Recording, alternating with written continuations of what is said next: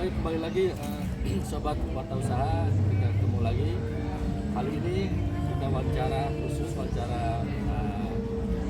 kepada Ibu Ketua Umum HIPMI Kementara, Bu Liana ya.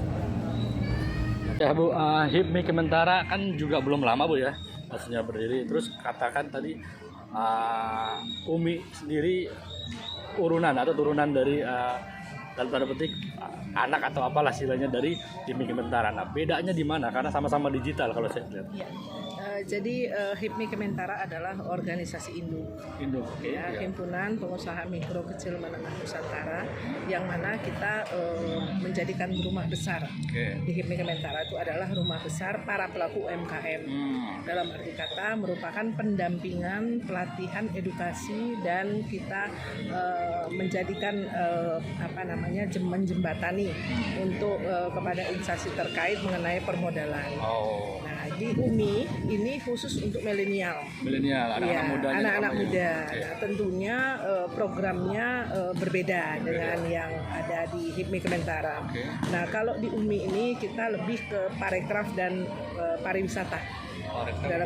Parekraf dan pariwisata, yang mana sekarang ini Pak Sandiaga Uno sedang gencar-gencarnya untuk menyampaikan kepada masyarakat tentang pentingnya, artinya kita membina desa-desa yang ada di di seluruh Nusantara untuk kita jadikan desa wisata.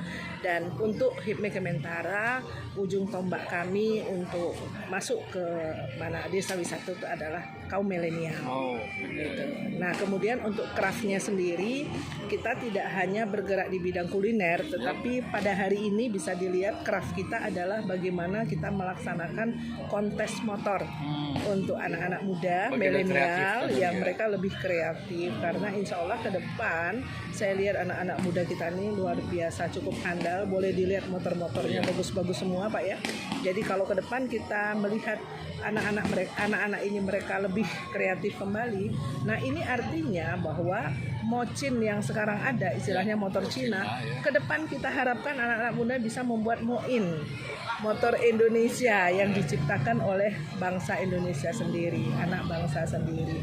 Nah, saya juga terharu melihat penampilan mereka, bahwa mereka ini dari tadi malam sudah mulai ke sini. Nah, kemudian kita juga ada pelatihan barista. Untuk kopi, kemudian ada pelatihan membuat bunga suspeso dari kain batik untuk tas kepada remaja-remaja kita. Jadi memang beda kita HIPMI Kementara sentuhannya dengan milenial. Jadi dalam percepatan itu saya lihat nanti insya Allah mudah-mudahan anak milenial ini bisa menjadi ujung tombak kita, karena dalam masalah digital mereka lah yang lebih maju dan lebih handal. Kalau kita yang kolonial ini beda dengan mereka ya Pak ya. Jadi kita harapkan ibu dan anak HIPMI Kementara dan UMI ini bisa gayung bersama, bisa bersinergi untuk memajukan ekonomi kerakyatan yang ada di negara kita.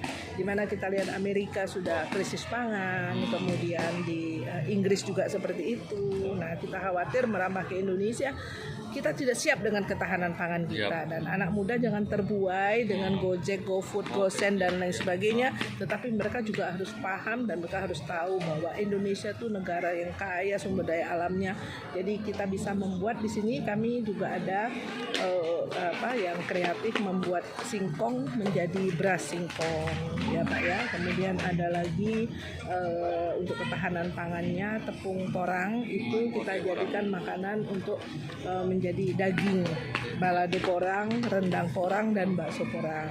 Nah, kemudian dari sagu sendiri kita sudah bisa membuat mie, UMKM kami mie dari sagu gitu. Jadi untuk ketahanan pangan ke depan saya sangat antusias sekali pada generasi muda kita, apabila kita mau merangkul mereka dan apabila kita mau mengajak mereka untuk ayo bangkit. Supaya apa? Supaya kita tidak terjadi krisis pangan di negara kita. Nah itu ada dalam programnya Umi. Ada Pak dalam Gitu, program pelatihannya ada gitu Pak, dan kebetulan kami juga sedang memberikan satu solusi kepada mereka untuk bagaimana anak muda ini tidak mendapatkan modal. Mungkin kita akan kerjasama dengan instansi terkait yang mengenai permodalan untuk anak muda dengan bunga yang minimal sekali lah, bunga kecil, karena mereka adalah anak muda yang baru mau bangkit, baru mau berjuang. Bu, persoalan UMKM ini kan teman-teman UMKM permasalahannya ada. Kalau ketika kecil menengah itu mereka ada banyak yang punya NIB dan lain-lain urusan dengan surat menyurat izin. Tapi ketika mikronya ini Bu, teman-teman saja ada kan yang mikro ini agak sulit. Artinya permodalan itu kalau berhubungan dengan bank dan lain-lain. Upaya Umi seperti apa nih? Upaya kami adalah bagaimana kita memberikan pengertian kepada mereka bahwa pada saat kita memajukan untuk pinjaman modal usaha, yang pertama adalah nawaitu, konsep dulu. Setelah konsepnya jelas, nawaitunya sudah oke, kami akan mengadakan pelatihan untuk mereka. Mereka maunya seperti apa? Oh, kami mau dagang soto. Akan kami berikan soto yang bagus, yang jelas gitu loh. Bahan bakunya apa, gerobaknya seperti apa, sehingga menarik orang untuk membeli. Kalau mereka bisa membuat soto tanpa dididik dengan baik, tanpa pelatihan, rasanya nggak jelas kemana-mana, orang juga nggak akan mau. Paling dia bertahan cuma sebulan 2 bulan, habis itu gulung tikar. Tetapi kalau dia sudah dilatih, kalau dia sudah mendapatkan pendampingan, insya Allah dari kita, bismillah, mudah-mudahan usahanya jalan. Ya, balik lagi bahwa pinjaman mereka ke pihak bank, artinya di sini ada kesulitan teman-teman yang mikro tadi. Umi sendiri memfasilitasi itu atau bagaimana kira-kira? Kalau kami istilahnya Umi ini kan pendampingan, edukasi ya. Kemudian kalau seandainya ada instansi yang memberikan pinjaman modal kepada pelaku Umi, mereka akan kita cek BI checking terutama. Karena kita fair ya, kita nggak bisa nanti kita bantu padahal kita sendiri belum ada dana gitu ya. Jadi kita fair aja. Nah kalau dia layak untuk mendapatkan pinjaman ya kita bantu memfasilitasi untuk Umi tersebut. Nah karena kadang-kadang antara nawaitu dan konsep ini berbeda. Itu yang kami khawatir di situ. Apabila mereka sudah siap konsepnya, nawaitunya juga udah siap, pendampingan kami yang maju. Gitu. Nah, kalau masalah perizinan saya rasa tidak dipersulit oleh pemerintah sekarang. PIRT aja udah cukup sebetulnya kalau untuk mikro ya. Nah, mikro ini yang sulit mereka adalah market. Pasarnya ya. Iya, market. Nah, mereka marketnya sulit, bisa membuat segala macam, tetapi pada saat bagaimana market menjual? mentok. Nah, inilah how to sell. Jadi inilah perlunya kita membuat satu rumah besar untuk kita berdayakan mereka. Nah, kita yang akan mencarikan panggung seperti hari ini kan mereka kita adakan yang seperti ini kan kita dalam rangka mencarikan panggung. Jadi ada istilah tak kenal maka tak sayang. Mana kita bisa tahu, dan berdigital pun seperti itu. Kalau mereka istilahnya itu hanya berdagang di balik layar tanpa ada digitalisasi, nggak akan bisa. Nah, dengan adanya digitalisasi, terutama mereka melihat di media elektronik atau media online akan terlihat katalog-katalog mereka. Itu yang paling penting kalau menurut saya. Selagi mereka bisa membuat katalog, bisa kita laksanakan. Karena kita sudah bekerja sama dengan PT Lava Kita Berjaya. Kita juga sudah ada payment gateway ya, pembayaran melalui kayak seperti Dana, GoPay, itu namanya Paykitas. Paykitas. Nanti insya Allah setelah katalog-katalog ini kita dapatkan, kita akan bikin marketplace sendiri. Sendiri untuk para pelaku kita. Jadi yang paling penting itu adalah satu, nawaitu dan konsep, itu aja. Kalau udah nawaitu konsep berubah, bubar semuanya. Ya, karena kelemahan mikro tadi bahwa katakan 3 bulan pertama mereka mengusung brand A gitu kan. Bisa saja 3 bulan 6 bulan kemudian berubah lagi karena mikro sifatnya. Karena tidak sabar. Karena tidak sabar, ingin cepat-cepat cair, ingin cepat-cepat dapat duit. Padahal sebetulnya yang ada itu bagaimana mereka itu bertahan dulu, dalam arti kata, ini saya mungkin kurang garam. bikinnya, oh mungkin sambil dikoreksi. Ya, ada proses di situ. Ada proses di situ sehingga menjadikan apa yang mereka bikin ini menjadi sesuatu yang bisa punya nilai jual. Gitu. Kalau ada yang tidak mau, ada juga Mas, ada yang tidak mau dikoreksi. Udah Bu, ini saya sudah. Nah itu sulit kita untuk membimbing mereka yang seperti itu. Tetapi insya Allah kalau milenial ini mereka rata-rata lebih care ya.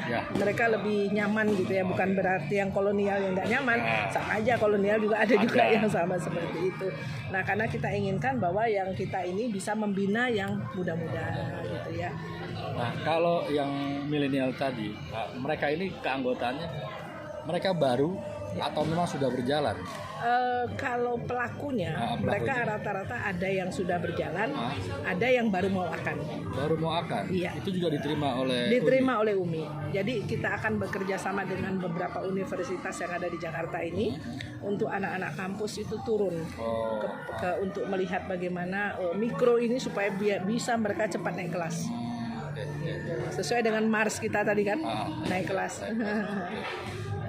Baik Ibu, terakhir harapan Ibu dari HIPMI Kementerian sama UMI kira-kira katakanlah 1-2 tahun ke depan, kira-kira seperti apa?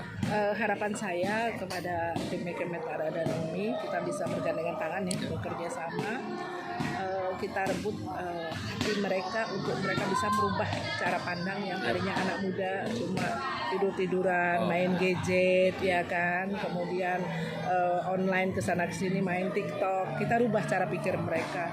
Carilah waktu itu yang berguna, jangan waktu dibuang-buang percuma saja, karena hidup ini adalah perjuangan, jadi kita harus survive. Jadi apabila kita sudah mempunyai itu, insya Allah kita perangi kemalasan, tidak ada kemiskinan. Jadi HIPMI Kementerian ini memang itu tugasnya, mengajak kita merubah mindset orang, bagaimana caranya supaya dia menjadi pedagang yang sukses, jadi tidak setengah-setengah. Artinya kerja keras kita HIPMI Kementerian. Bu ya? Betul. Nggak bisa putus-putus ya? Nggak bisa putus-putus. Jadi kita juga sejak pandemi ini memang kita punya satu masukan waktu pada saat pandemi itu kasihan ya orang-orang yang sudah terpuruk, mereka jualan nggak bisa makan dan sebagainya. Ayo kita bikin satu organisasi yang namanya Himpunan Pengusaha Mikro Kecil Menengah Nusantara. Nah, kita kumpulkan beberapa yang masih bisa jalan, mereka senang sekali, tapi akhirnya alhamdulillah sekarang mereka sudah tidak ada masalah, sudah bisa jualan dengan sesuai dengan harapan mereka ya. Nah, kedepannya untuk UMI ini kita akan memberikan satu pelatihan yang mungkin berbeda dengan HIPMI Kementerian sendiri, karena HIPMI Kementerian ini adalah sebagai holding, sebagai organisasi, sebagai rumah besar, tetapi anak-anak muda ini mereka akan kita berikan pelatihan yang kekinian. Jadi misalnya bakso itu tidak tempo dulu, bakso pakai sayur, pakai ini, mungkin bisa dilihat ya di depan itu ada bakso yang semacam kayak makanan Korea, ya itu ada yang dibakar, ada yang dikasih kuah, saya nggak hafal namanya apa, ada modifikasi. Kalau milenial itu milenial harus ada modifikasi. Jadi kalau kita yang sudah ini ya udah sego pecel gitu ya. Tapi kalau anak muda mungkin bisa ditambahin kreasinya harus banyak gitu, beda sama kita.